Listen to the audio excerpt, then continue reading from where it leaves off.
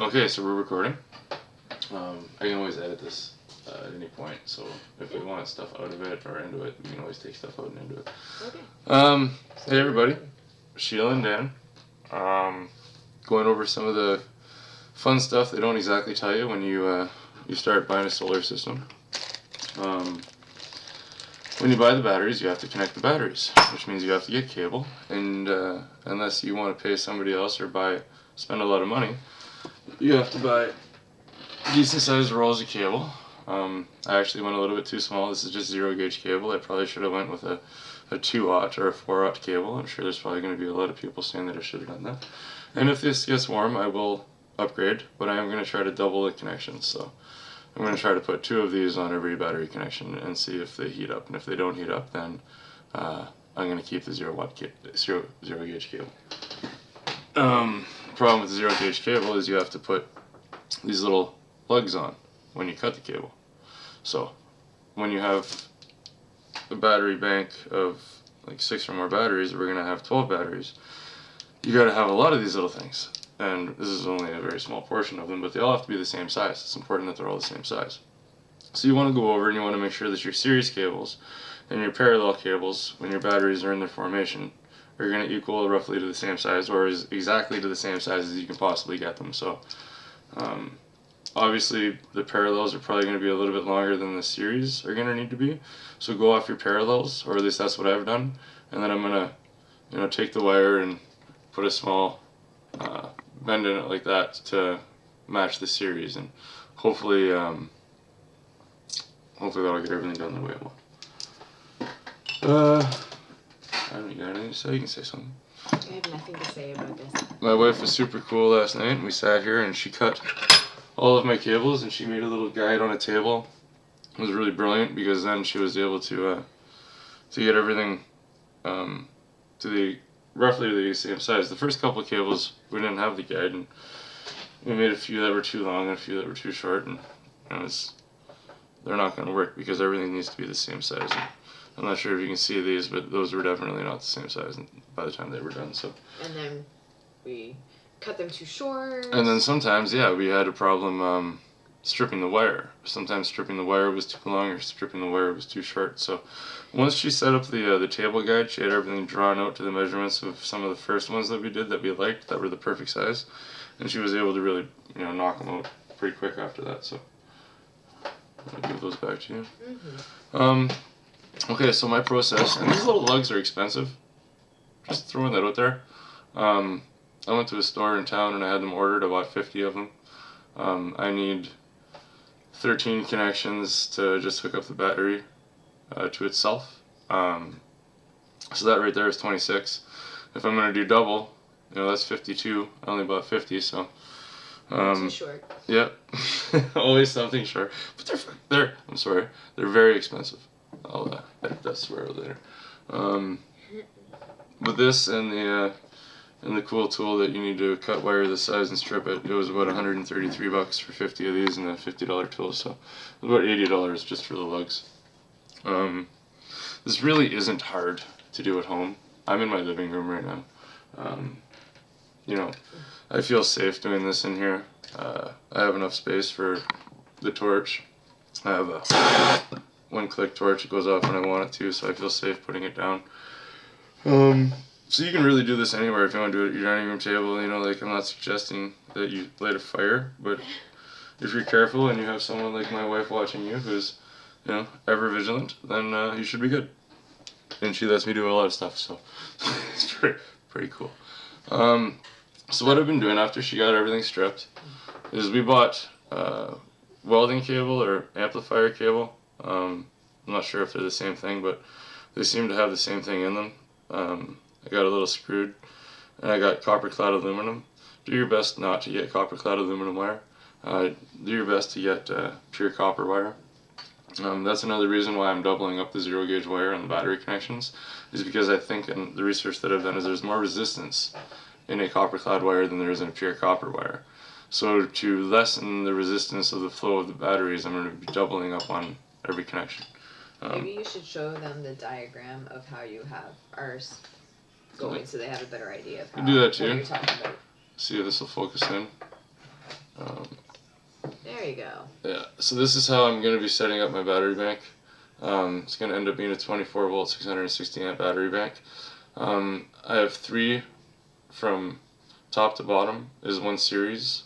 So each line is a series of batteries, and then those 3 series of batteries are paralleled. So draw out a diagram, get a little square, put all the squares that represent your batteries on a piece of paper. Figure out that series is positive to negative and parallel is positive to positive, but go over it a lot, because it's not something you want to screw up.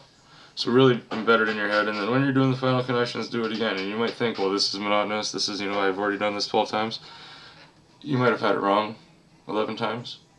If you're like me, I have no experience doing this. I'm just kind of reading everything I can, watching all the YouTube videos I can, and doing it. So that's what, that's what me and my wife do. We just do stuff. I'm not going to let something stand in our way. So this is how I've been doing it, to give you an idea on how to solder these connections to the lugs to make it easier on your battery and to make it easier on you. The system that I put together is super simple. Last night I was actually taking a pair of pliers and I was nipping off little pieces of solder and I was filling it in the lug. The way that I'm doing it now just seems to be a lot quicker. So I'm using the torch, I'm waiting for the color change and then all the solder to start melting.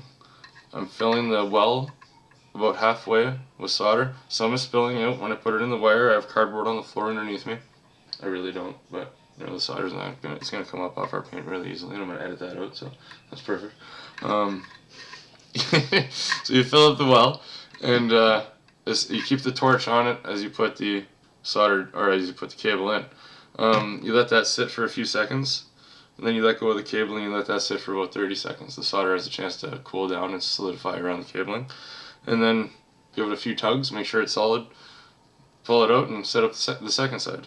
One of the things you want to do if you're using welding cable, or when I'm using this amplifier cable, is I have a lot of thin strands. It makes it more flexible, so it's a lot easier to bend around the battery bank. Is you want to pull out all the little fine thread fibers, and you get, like whatever you cut from the wire stripping. And there's a ton of them around, so make sure you have like a newspaper set up, or Sheila had a beautiful pie dish last night set up to collect all the copper things. It makes a lot of sense. Cleans up a lot of the mess, especially if you have animals. But then you also want to push the fibers together. Make sure it fits in. Roll it a few times. Any wires on the outside, put back in. Make sure that when you're ready to put the wire into the lug, you're not going to have any problems just dumping it in there, into the hot solder. So do a quick one. I'll show you how I've been doing it. And oh, nice.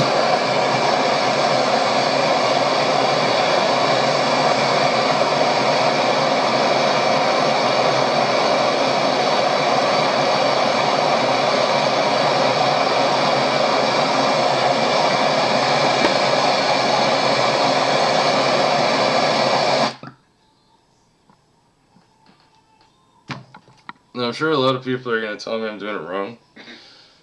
And I'm sure a lot of people are going to say that, I'm not sure if I'm getting a good connection because I'm not doing the capillary reaction with the solder and things like that. But I've actually torn one of the connections apart, and the solder just capillaries right up the cables. I pushed the insulating rubber around the cables down onto the lug so that it melts around a little bit, and I feel like I have a really good connection. I feel pretty solid about it. Any small cables that you have left over, I'll pull off with a set of pliers, so that there's nothing that's going to hurt me when I'm disconnecting or connecting the cables. So let that sit for a few minutes. It's good. Give it a good solid tug. It's not coming out. And then take your, where are my lugs? Right there. Take your second lug, and when you put the second lug in, make sure you put it in the same way that you put in the first one. These things are bent on a specific angle, so I think it's really hard to get a good shot of that. Oh, sorry about the light. But when you put it into the vise, put it in on the same angle so that when you put the cable in, both lugs are facing the same way. That way, if you put it in sideways, then you're going to have to twist the cable, or you're going to have to bend the cable more than you naturally would have to. So since I put it in that way on both of them, and I put this one in the same way, then I have a cable that ends up coming out with both the lugs facing the same way, so then I'm going to have a really easy time attaching that to both batteries. I burned this one with the blowtorch a little bit. It's just on the outside. I haven't hooked these up to batteries yet, so they've had no current flowing through them, so this is just a superficial burn with the torch. It doesn't really bother me. The batteries are going to be in a box, so it's a good solid cable. I'm going to run with it. Save yourself a lot of trouble and just buy 2-aught or 4-aught cable, pure copper cable. When you think you get a good deal, it's a good deal for a reason.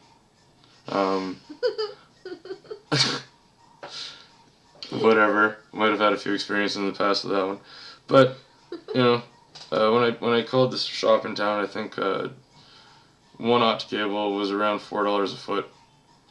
You might be able to find it better at other places, but the shop that I called was able to sell it by the foot, so you know I didn't have to buy a 50-foot roll or a 100-foot roll and break the bank on it. I'm really hoping my solution is going to work. Some of the videos I watched on YouTube have really small cables. I understand the need for big cables. You know, I'm pulling a 2,000 watt inverter and probably 2 well pumps off my 24 volt system, so I hope these cables don't heat up. We'll get back to you in the future and definitely tell you if they do. Alright. Anything you want to say goodbye? Nope. Alright. Bye.